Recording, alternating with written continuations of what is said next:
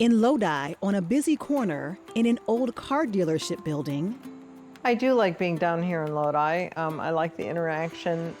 is an artist who makes her craft from natural dyes.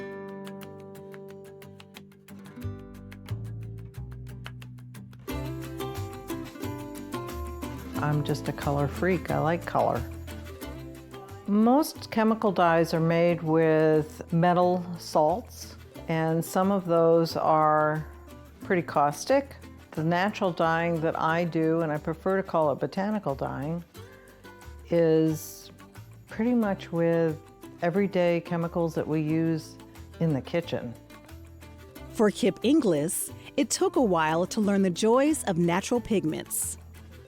I was acid dyer for years, using dyes that use vinegar basically, and about 8 years ago was introduced to dyes made from plants, that we could get this range of colors from something that's so readily available.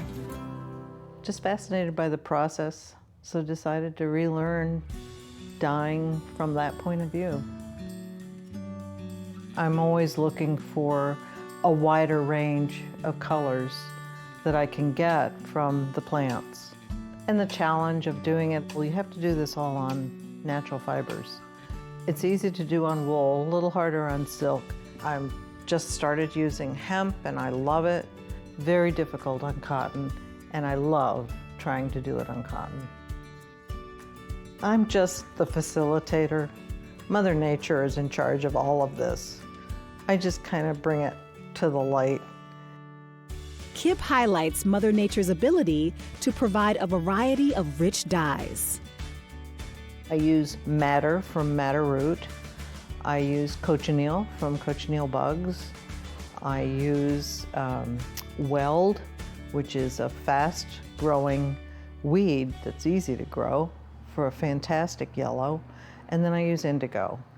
And indigo has a whole different process than all the other dyes.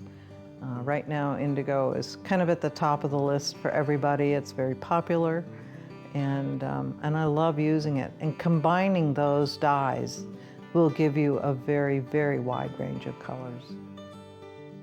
Reusing and sustainability are driving factors in the process. I guess I'd like us to understand that we should stop buying new wardrobes every 2 years and start reusing what we've got.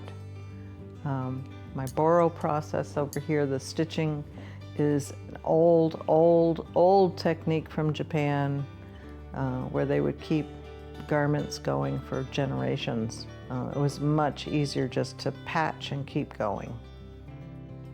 Learning and passing on that knowledge pushes Kip to continue experimenting and teaching. Because I'm a process person, that's mostly what I teach is process. There is some, I guess if you want to call it recipe work that I teach them, but to see the excitement on their faces when they can make something work, and then beyond that, to see what they do with it afterwards.